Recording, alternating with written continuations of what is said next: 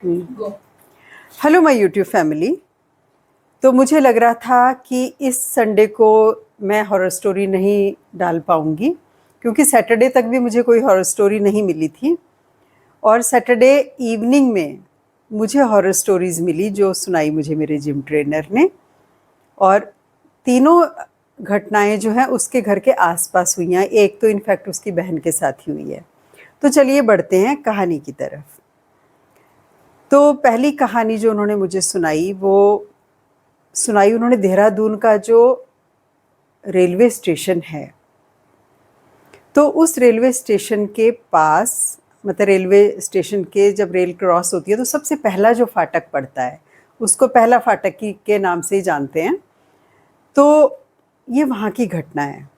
तो उस रेलवे फाटक के पास एक कॉलोनी है जहाँ पर कि बहुत सारे लोग रहते हैं। तो उसमें एक फैमिली जो थी उनके बीच में प्रॉपर्टी को लेके कोई डिस्प्यूट था। यानी कि तीन भाई थे, यानी कि चाचा ताऊ ऐसे करके, मतलब एक लड़के की स्टोरी लेके चलते हैं। उस लड़के के एक चाचा थे और एक ताऊ थे और एक उस लड़के के फादर थे।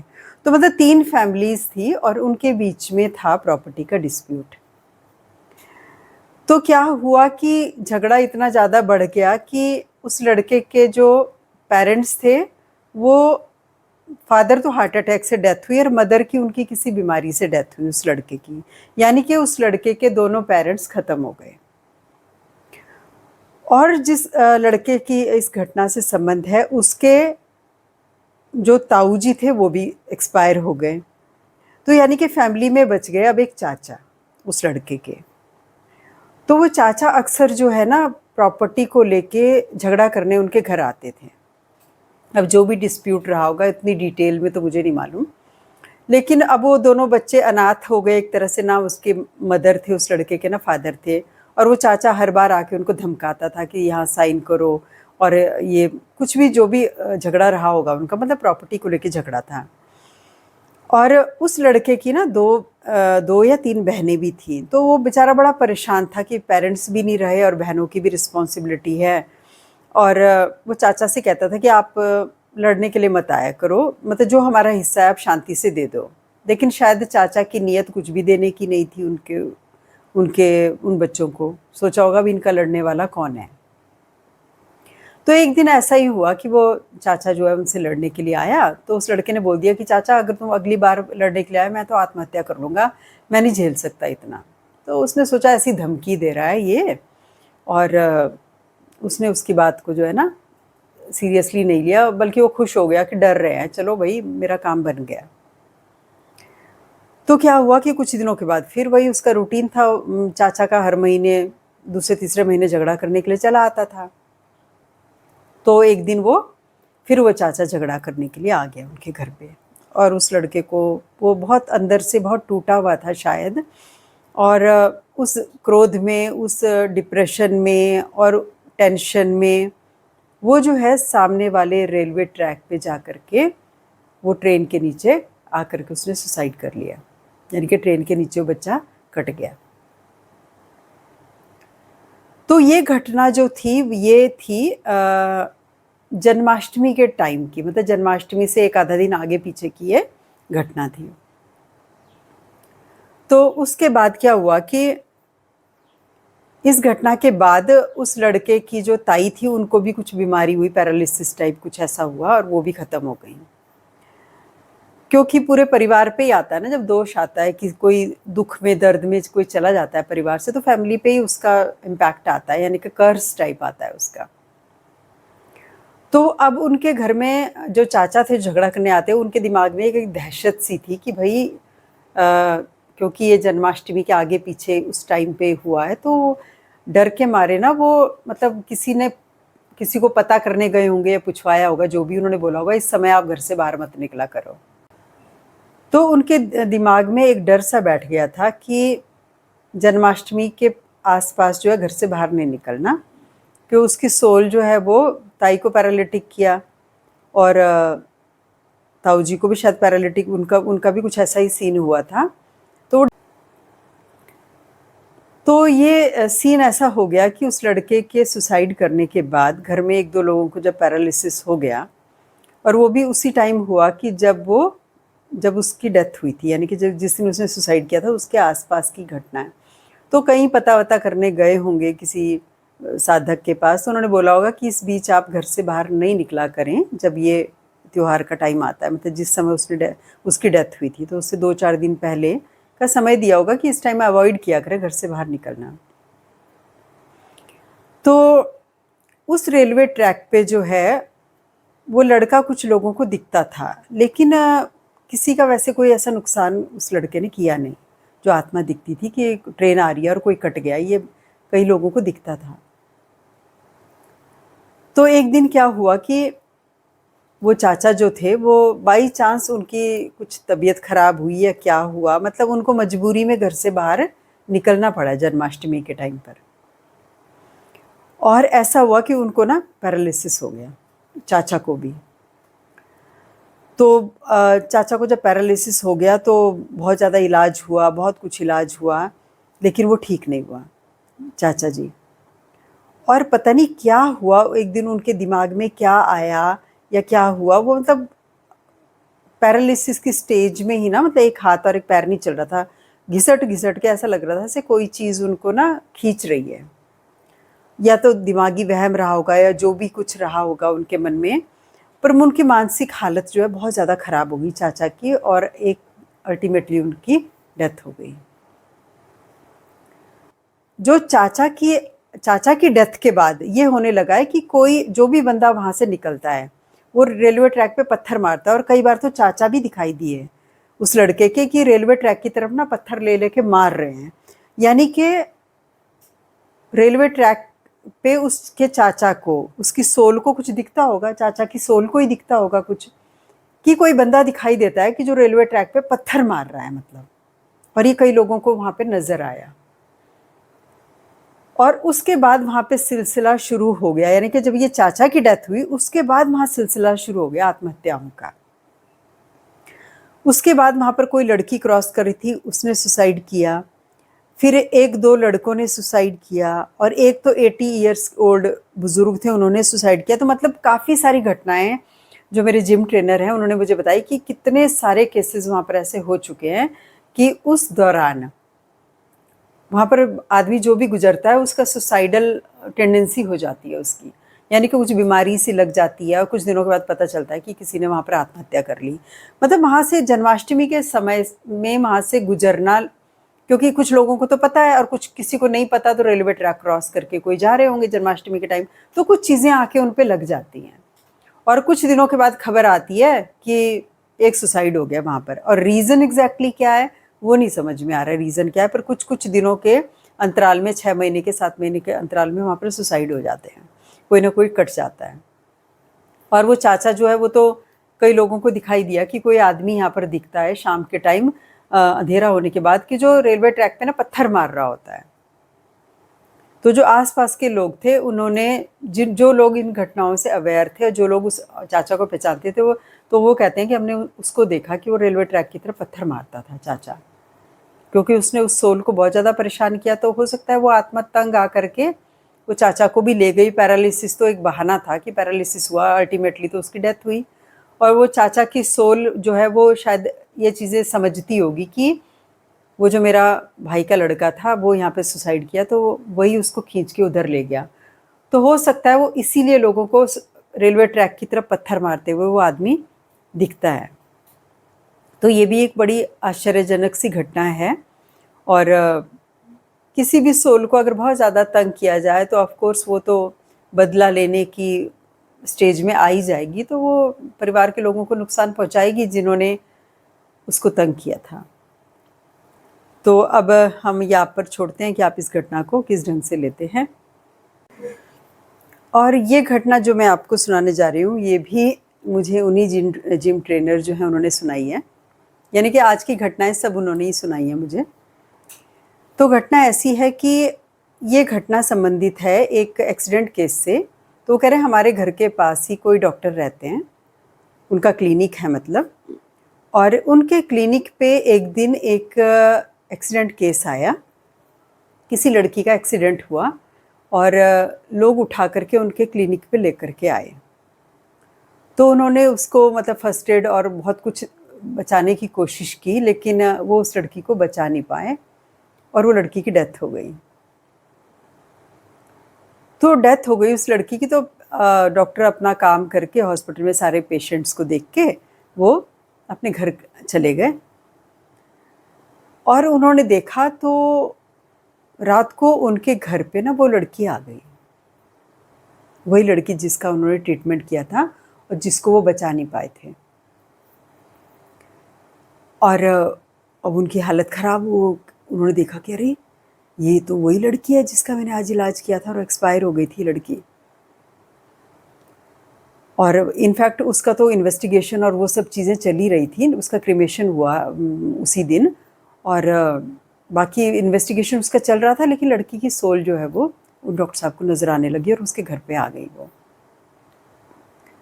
और बाकायदा वो डॉक्टर साहब से कहने लगी कि मुझे ना अपने घर से मत निकालना, मुझे यहाँ रहने दो, तो बल्कि मैं तुम्हारी जो हूँ ना हेल्प करूँगी। तो जब वो बात करने लगी और बिल्कुल नॉर्मल सी वो उनको नज़र आ रही थी, तो उनको ना थोड़ा करेज आया, मतलब चलो ये मेरा नुकसान नहीं करेगी। कहने लगी मैं आपके घर में जो भी काम है सब काम करूँगी। और वो सच में ही उनके घर के ना सारे काम करती थी, यानी कि उनके घर की क्लीनिंग हो जाती थी, उनके घर का सामान सेट हो जाता था और उनके घर के बर्तन वगैरह सब साफ़ हो जाते थे, खाना बन जाता था। मतलब इतनी हैरानी वाली घटना उनके घर में ये होने लगी। और उन्होंने सोचा कि वो थोड़े स्पिरिचुअल भी थे, तो उन्होंने सोचा चलो भाई ये सोल मेरे को कोई नुकसान तो कर नहीं रही है, और तो चलो ठीक है, मुझे क्या फ़र्क पड़ रहा है। तो एक दिन क्या हुआ कि काफ़ी दिनों के बाद ये सिलसिला चल रहा था, मतलब, और डॉक्टर जो है वो यूज़ टू हो गए थे इस चीज़ के कि नुकसान तो कुछ करती नहीं है, मुझे कभी कभार दिखाई देती है और घर का सारा काम हो जाता था उनका। तो एक दिन उनके डॉक्टर साहब के पेरेंट्स घर आए, मतलब उनकी शादी नहीं हुई थी उस टाइम। तो उनके पेरेंट्स ने सोचा कि भाई ये क्लिनिक पे भी इतना काम, सारा दिन भर पेशेंट्स के साथ रहता है और इसके घर में कोई मेड भी नहीं लगी हुई। तो उनके पेरेंट्स ने कहा कि भाई तू बहुत ज़्यादा थक जाता होगा तो कोई मेड रख ले, कोई काम करने के लिए रख ले। तो उन्होंने कहा नहीं, मुझे कोई ज़रूरत नहीं है मेरा। उन्होंने ना सारी बात अपने पेरेंट्स को बता दी और पेरेंट्स तो शॉक में आ गए। उन्होंने कहा भाई ये तो बड़ी अनहोनी सी बात है। उन्होंने कहा नहीं, ऐसे तो नहीं चलेगा, घर का काम करती है, कोई भूतनी तुम्हारे घर में काम कर रही है, ये तो हम नहीं होने देंगे। वो पंडित जी के पास गए, उन्होंने पंडित जी को सारी बात बताई। तो उन्होंने किसी से कांटेक्ट कराया, कोई तांत्रिक, कोई साधक, कि भाई उससे पीछा छुड़वाओ उसका। उन्होंने बोला पेरेंट्स ने कि भाई हम तेरी शादी का भी सोच रहे हैं, कल कोई लड़की घर पे आएगी तो वो देखेगी क्या हो रहा है इसके घर में, क्या क्या सीन है। तो उन डॉक्टर साहब की ना कई रिश्ते की बात भी चल रही थी, भी चलने लगी और कुछ दिनों में उनकी शादी भी होने वाली थी। तो उस बीच वो बहुत ज़्यादा बिज़ी रहे और हॉस्पिटल से उनको बहुत छुट्टी भी लेनी पड़ती थी, क्लिनिक भी था उनका, और वो परेशान हो गए, वो ड्यूटी पे नहीं जा पा रहे थे। तो वो सोल आई रात को उनको कि आप परेशान मत हो, कि तुम्हारी ड्यूटी को कुछ नहीं होगा, तुम्हारी जॉब को कोई नुकसान नहीं होगा, तो तुम आराम से अपना काम करो। तो वो जब हॉस्पिटल पहुँचे तो उन्होंने देखा कि उनकी जितने दिन की उन्होंने छुट्टी ली थी वो ना सारी अटेंडेंस लगी हुई थी वहाँ पर। तो उनको बड़ी हैरानी हुई कि भाई ये मेरे अटेंडेंस, मेरे सिग्नेचर कौन कर गया।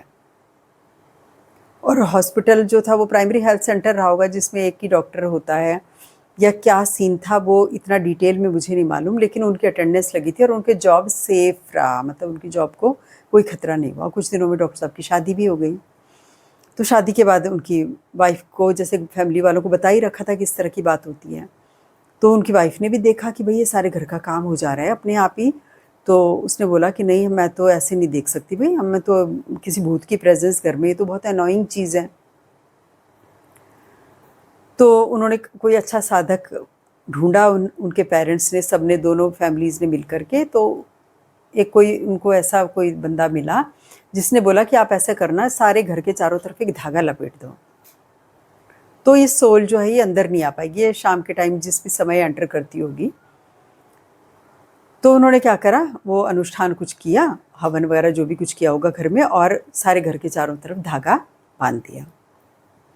तो क्या होता था, वो डॉक्टर साहब को लड़की बाहर दिखती थी, घर के बाहर।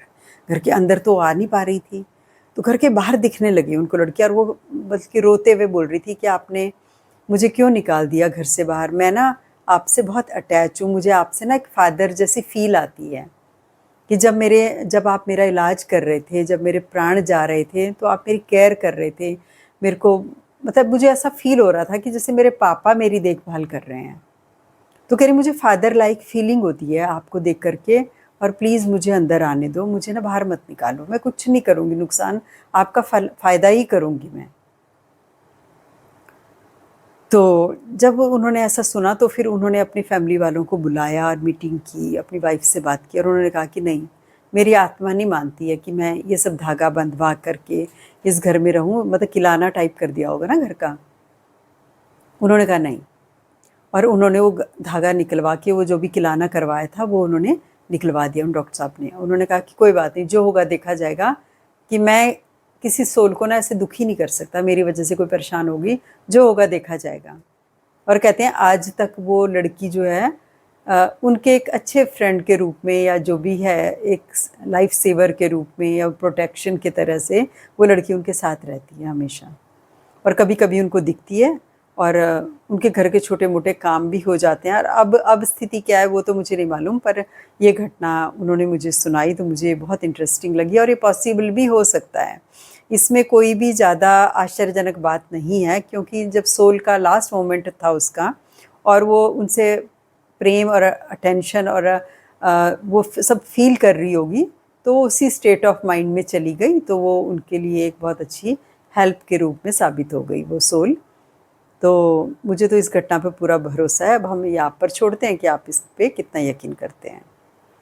और ये घटना जो मैं अब आपको सुनाने जा रही हूँ, ये वही जिम ट्रेनर जो हैं, ये उनकी बहन के साथ घटित हुई है।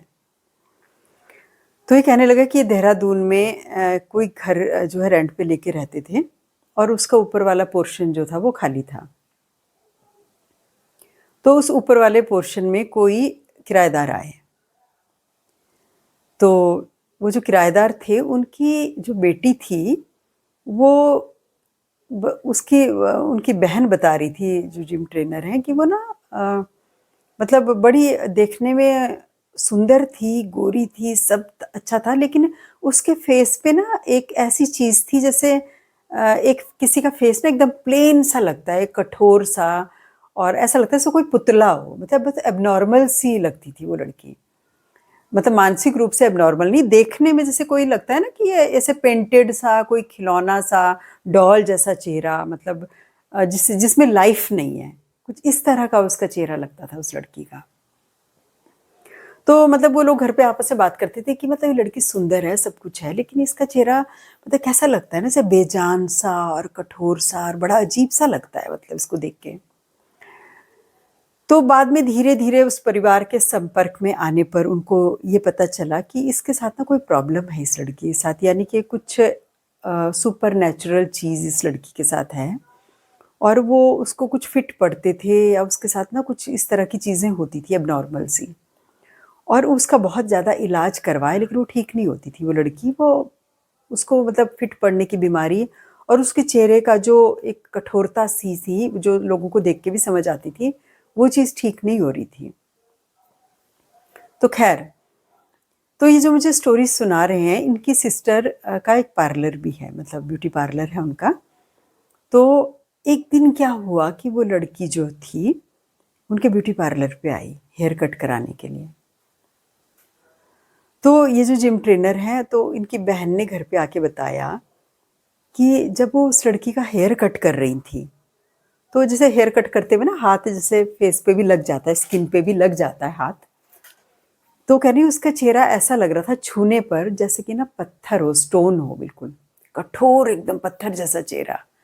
ये जबकि आप किसी की स्किन को, चेहरे को छूते हैं तो सॉफ्ट लगता है ना, तो उसका चेहरा ऐसा लगता है जैसे किसी पत्थर को छू रहे हैं, सख्त बिल्कुल। तो खैर मतलब उसने उसका हेयर कट वगैरह किया, पेमेंट वगैरह ली, और वो लड़की अपने घर चली गई। तो जब ये जिम ट्रेनर की लड़की अपना पार्लर बंद करके शाम को घर आई, तो ये ना अजीब अजीब सी हरकतें करने लगी।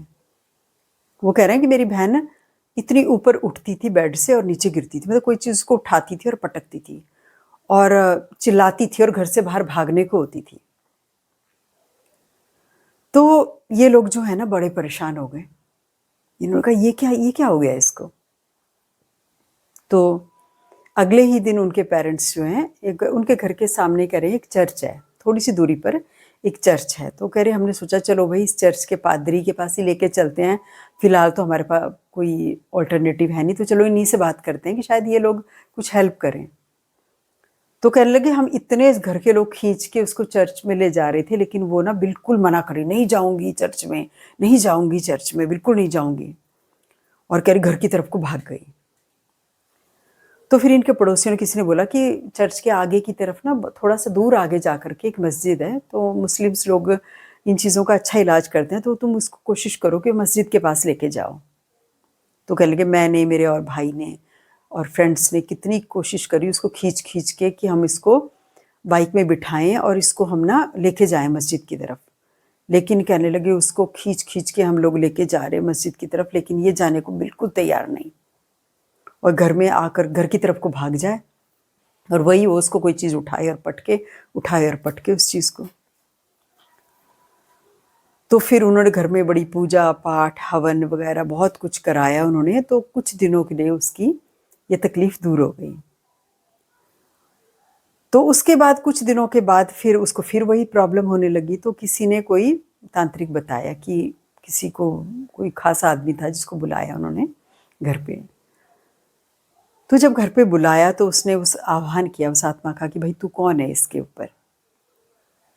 तो वह बोलने लगा कि मैं जिन्न हूँ, कोई इस लड़की पे जो हूँ मैं जिन्न हूँ, और जिस लड़की पे मैं पहले था, तो जब उसने उस लड़की के बाल काटे तो मुझे ये लड़की दिखी, मुझे ये पसंद आ गई लड़की, तो वो उस लड़की को छोड़ के इस पे आ गया। कह रहा मुझे पसंद आ गई ये लड़की, कह रहा पसंद मुझे वो भी थी और मुझे ये भी पसंद आ गई, तो इस पे भी आ गया वो। और वो लड़की ठीक हो गई दूसरी वाली लड़की, और ये इसको वो प्रॉब्लम शुरू हो गई। अब वो किराए में लड़की पहले रहती थी, उसको ये प्रॉब्लम थी पटकने की, और ये तो उनकी फैमिली ने नहीं बताया, उन्होंने बोला इसको फिट वगैरह पड़ते हैं, इसके बाद कोई दिक्कत है। पर असल में बात समझ में तब आई जब उसकी बहन पे वो चीज़ आ गई, और वो कोई चीज़ उठाती थी और पटकती थी उसको, और वो कमज़ोर हो गई वो लड़की। तो उस तांत्रिक ने उसको, जो पीर था उस पर जो आया, जो उससे पूछा होगा भी तुझे क्या चाहिए, तो उसने बोला मुझे मुर्गा शराब ये जो भी मांगा होगा उन्होंने उसको दिया, और उसका जो भी था शमशान में ले जा करके उसको विसर्जित करके जो भी कुछ उन्होंने किया होगा, फिर उस इंसान ने उसका इलाज किया, और फिर कुछ दिनों के बाद उस लड़की की शादी हो गई। अब तो वो हैप्पीली मैरिड हैं और अच्छी तरह से अपनी फैमिली को देखभाल करती हैं, और अब वो बिल्कुल स्वस्थ हैं। तो अब ये सुन के बड़ी हैरानी हुई कि किसी पे कोई चीज़ थी, और बताओ उसके छूने पर ही वो उस पे आ गई लड़की पे, क्योंकि उस पे वो आत्मा थी जिसने वो लड़की पसंद आ गई उसको, भाई वो उस पे शिफ्ट हो गया। अभी ये तो मैंने पहली बार सुना। तो वो कहने लगा बड़े परेशान रहे हो, तो ये घटना भी आप सुना सकती हैं। तो मैंने कहा हाँ ये तो मैं ज़रूर शेयर करूँगी घटना। तो कुछ इस तरह की दलित, या जिसे कहते हैं गंदी रूहें भी होती हैं कि जो किसी के पूरी जीवन भर उन्होंने लस्ट वाली लाइफ जी ना, मतलब सौंदर्य के पीछे, लड़कियों के पीछे भागना, तो मरने के बाद भी उनका वही सिलसिला जारी है। जो लड़की पसंद आई उसके उस पर चिपक जाओ, उस पर लग जाओ और फिर उसको परेशान करो। तो अब हम ये आप पर छोड़ते हैं कि आप इन सब घटनाओं को किस ढंग से लेते हैं, लेकिन अब ये घटनाएं हमें सोचने पे मजबूर करती हैं कि हम संसार में किसी भी चीज़ से ये नहीं कह सकते कि ये नहीं होता या वो नहीं होता। संसार में सब कुछ होता है, और जब जिसके साथ बीतती है तब वो ज़्यादा विश्वास करता है, और बाकी जिसने एक्सपीरियंस ही नहीं किए घटनाएं, तो वो तो कहेगा कि नहीं ये सब अफवाह है या ये सब अंधविश्वास है। लेकिन अब तो साइंस भी इन चीज़ों को मान रही है, और मेरे ख्याल से तो आजकल 90% लोग इन चीज़ों को मान रहे हैं कि ये सब होता है। तो आशा करती हूँ कि आज की कहानियाँ आपको पसंद आई होंगी, और आपके कमेंट्स का मुझे हमेशा इंतज़ार रहेगा। और मैं सच बताऊँ तो कुछ लोग जो कमेंट करते हैं ना कि आपकी कहानी बहुत दिनों से नहीं आई, तो ये कमेंट्स जो होते हैं ना, एक तरह से मुझे जो होता है ना एक बंधन में बांध लेते हैं। मुझे ये लगता है कि अरे कोई इंतज़ार कर रहा है, कहानी डालनी पड़ेगी, कहानी कहीं से ढूंढनी पड़ेगी। तो बाई चांस कल मुझे जिम ट्रेनर ने 3 कहानियाँ सुनाई। मेरे पास कोई कहानी थी नहीं, लेकिन वही होता है ना कि अगर मान लो आपकी इंटेंशन सही होती हैं या आप ये सोच के चलते हो कि अरे मैं कोई काम कर रही हूँ, ये अधूरा ना छूट जाए, तो कहीं न कहीं से कोई कहानी मिल जाती है। तो मुझे ज़रूर बताइएगा आपको ये कहानियाँ कैसी लगी, और वीडियो को आखिर तक देखने के लिए बहुत-बहुत धन्यवाद।